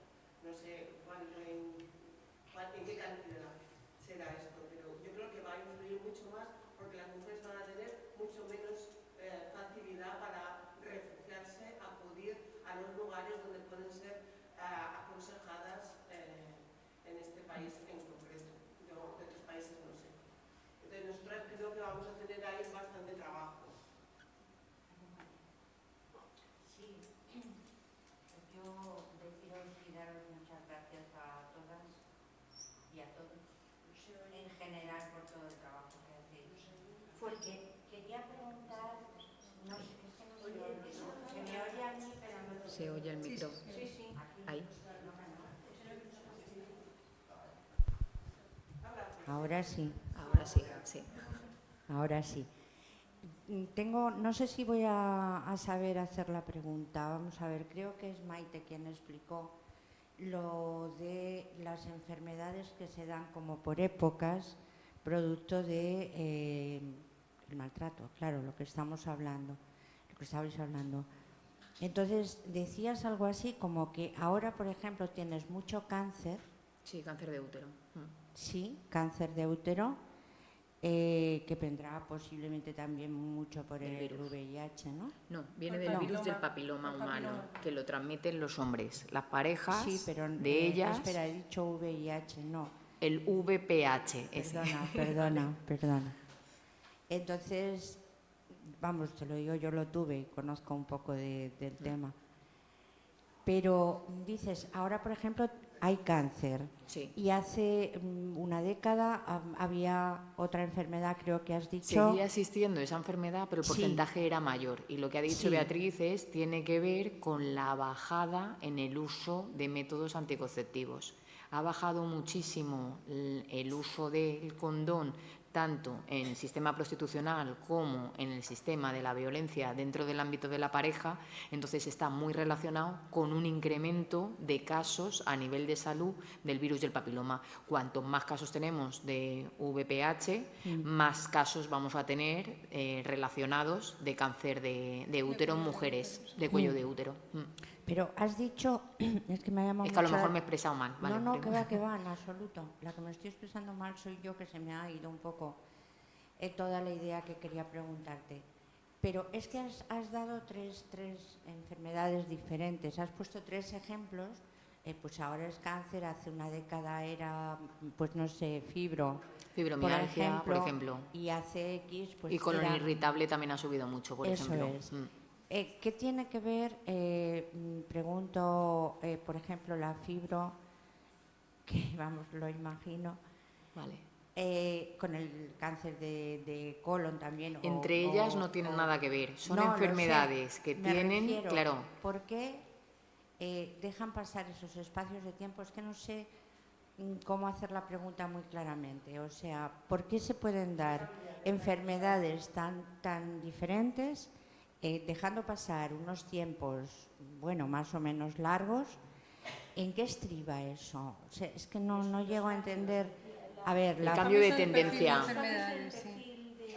No sé si lo explico, no sé si me Yo explico. no te sé decir pero cuál es verás, como la no, causa es que o cuál no. es la explicación de por qué tenemos un repunte de tendencia en unas enfermedades que en otras, pero sí que está clara la relación con la violencia de género. Sí. Es decir, por ejemplo, nosotras cuando estamos atendiendo a las mujeres, y nosotras también, las que estamos aquí, es decir, cada una tenemos como nuestros puntos débiles, ¿vale? En enfermedad. ¿Qué pasa? Cuando estamos en situaciones de mucho estrés y mucha violencia, no todas vamos a desarrollar colon irritable, por ejemplo. Si mi tendencia ya es que cuando yo genero estrés, malestar, dolor, no sé, ¿no? Cualquier problema, Sí, todo malestar, lo que se produce. va a ser ahí, eso desencadena en procesos que si no se toman las medidas de forma preventiva y muchas veces no pueden acceder a los sistemas de salud, muchas veces no pueden seguir con los tratamientos, en los casos de mujeres migrantes es que no tienen acceso a la salud, por mucho que digan, es salud pública, es gratuita, es universal. No, o tienes el SIP provisional o tienes que pasas por el sistema del trabajador social o la trabajadora social del centro de salud y te piden la asistencia sanitaria, o si no, lo que tienes es, si te están muriendo, pues claro que te atiendo. Pero todo lo que es prevención y evitar que las enfermedades vayan a peor, muchas mujeres no tienen acceso a día de hoy. Están fuera del circuito del sistema de protección. Pero ¿no os parece muy curioso que, por ejemplo, se junte toda esa enfermedad concreta por épocas?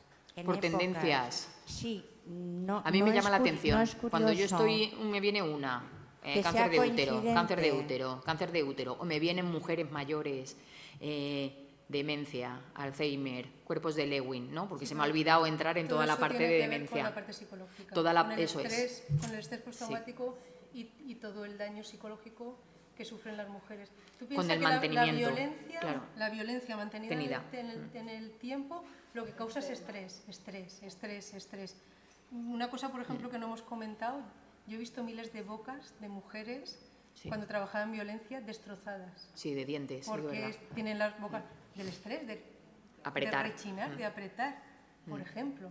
Yo he visto bebés con ansiedad, pero bebés, te hablo de bebés menores de 1 año, que se les caía el pelo de la ansiedad. Yo eso fuera del circuito de la violencia no lo he visto en ningún sitio. O sea, es un estrés tan continuado y tan grave, es esa sensación de estar siempre con miedo, alerta y a la expectativa de a ver qué me va a pasar hoy cuando esté ahora a la puerta. Ese estrés tan mantenido en el tiempo, al final genera todos estos procesos de enfermedad. Claro, que luego se relacionan con lo que a nivel físico tenga más tendencia. Por ejemplo, lo que decía Maite, si yo tengo tendencia cuando estoy estresada, que me duele el estómago, ¿qué voy a desarrollar? al final una úlcera de estómago o un cáncer de estómago o de páncreas. Si yo tengo tendencia a tener diarreas y problemas gastrointestinales, ¿qué voy a generar? Un cáncer de colon. Si yo soy diabética, me puede subir el azúcar a 800. Claro. Y Pero 800 es, vamos, Y al para que final te me van a ir ingresen. cortando trocitos No, de no mi quiero cuerpo. parecer pesada y no continúo, solamente Vale. esto. Pero ¿no os parece esa coincidencia que se da en el tiempo de determinadas enfermedades? ¿No os parece extraña, cuando menos? Pues sería un tema que probablemente sería interesante A estudiar, investigar. Yo sí sí. que te diría, por ejemplo, que lo del cáncer de cuello de útero relacionado con el virus de papiloma, yo sí que veo una evolución, Ese sobre todo, sí pero por el tiene tema más. por el tema también de las campañas que hubo muy intensas durante Sí, mucho tiempo 2010. a nivel de salud, Y de uso del vacunas y condón, demás. el tema de las vacunas también, pero los chicos no los vacunan, que son los que lo transmiten, no. con lo cual el riesgo está ahí. Y como en sanidad se ha dejado de invertir en ese tipo de campañas, Ajá.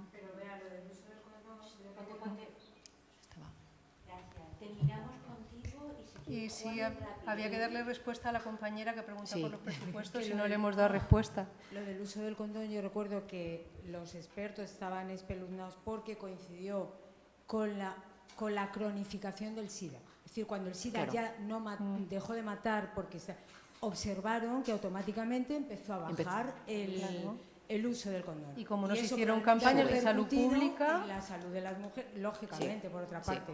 Porque estaban escandalizados de que en poco tiempo, cuando ya el SIDA tenía un tratamiento farmacológico y no mataba, como de repente otra vez había, y cómo se habían disparado enfermedades de transmisión sexual, etcétera. Y todo eso luego... digo que hay algunas cosas que sí que podemos correlacionar de una manera más fácil y otras que serían dignas, desde luego, de investigar por qué se producen. Con la compañera, con lo que has dicho, el presupuesto, totalmente de acuerdo. No te hemos contestado porque estoy de acuerdo. Es decir, hay una tendencia ahora mismo para el 2025 de recorte de presupuestos, recortes para fondo de emergencia, recortes para presupuesto de casas de acogida, pérdida de derechos laborales para las trabajadoras que estamos en la red de los recursos, con lo que conlleva pérdida y disminución y empeoramiento en la calidad del servicio hacia las mujeres, tanto de centros residenciales como de centros de atención, como de servicios sociales. Mira, desde el Colegio de Trabajo Social el otro día vamos a poner una nota de prensa y va a salir la campaña. En Alicante unas 200 personas despedidas y en Elche otras 200, ¿no? O sea, es que solo mirar datos, solo tienes que hablar con las plantillas de trabajo, con cómo están los equipos, cómo están los presupuestos y cómo está la situación. Y eso conlleva de que si yo quiero acceder a mi sistema de servicios sociales, ¿a quién le voy a pedir cita? Si no hay nadie, si no está cubierto. Entonces no te hemos comentado nada porque nada que decir con respecto a todos los recursos que has dicho de carácter religioso y con lo que has dicho que es una pérdida de derechos sociales, derechos de salud y derechos de todo tipo. Yo creo que era que dentro de un tiempo que seguiremos hablando de esto, Sí. el tema será mucho más grave. Bueno, yo no lo sé, yo voy a hacer una puntualización a lo que ha dicho Maite. Yo que empecé a trabajar en el sistema de atención a las mujeres en el año 98, que ya soy mayor, y aparte de que soy vieja, yo soy mayor, tengo que decir que nunca, jamás, ha habido unos presupuestos acordes a la necesidad y siempre De la hemos realidad. sido la hermana tonta, fea y pobre del sistema de servicios sociales. Sí, eso es verdad. Siempre hemos sido los recursos privatizados, los recursos conveniados con instituciones religiosas, los recursos... Esa ha sido la tónica. Y os estoy hablando pues, del 98 Esa ha aquí. sido nuestra historia. Han llovido más de 25 años. Es lo histórico. Nunca ha importado la atención a las mujeres víctimas de violencia y muchísimo menos la De atención a las prostitución. mujeres en situación de prostitución. Nunca, jamás. He trabajado en la Casa de la Mujer del Ayuntamiento de Zaragoza durante muchos años. Claro, y ver las diferencias. Y ya me jubilé, me fui, ¿no? Y tal. Pero lo que me cuentan mis compañeras que se han quedado aquí es que es un desastre. O sea, es que no tiene nada que ver con lo que nosotras podíamos hacer porque teníamos mucho presupuesto. Pues desastre, desgraciadamente, ha sido casi siempre. Y, de hecho, se han sacado los recursos, y eso lo voy a decir con la boca grande aquí en presencia de mi compañera también trabajadora, a base de la buena voluntad, el De las trabajo muchas trabajadoras. veces desinteresado fuera de tu horario y las malas condiciones de trabajo y explotación de las profesionales. Y que es una cosa generalizada también en todas las comunidades autónomas de España. No solo nos está pasando en Comunidad Valenciana, está pasando con las compañeras de Madrid. Hubo un encuentro estatal de recursos de violencia y es generalizado. Cuando hablaba Asturias o hablaba Madrid o hablaba cualquier otra comunidad, les está pasando lo mismo que aquí. Vale, terminamos con la compañera.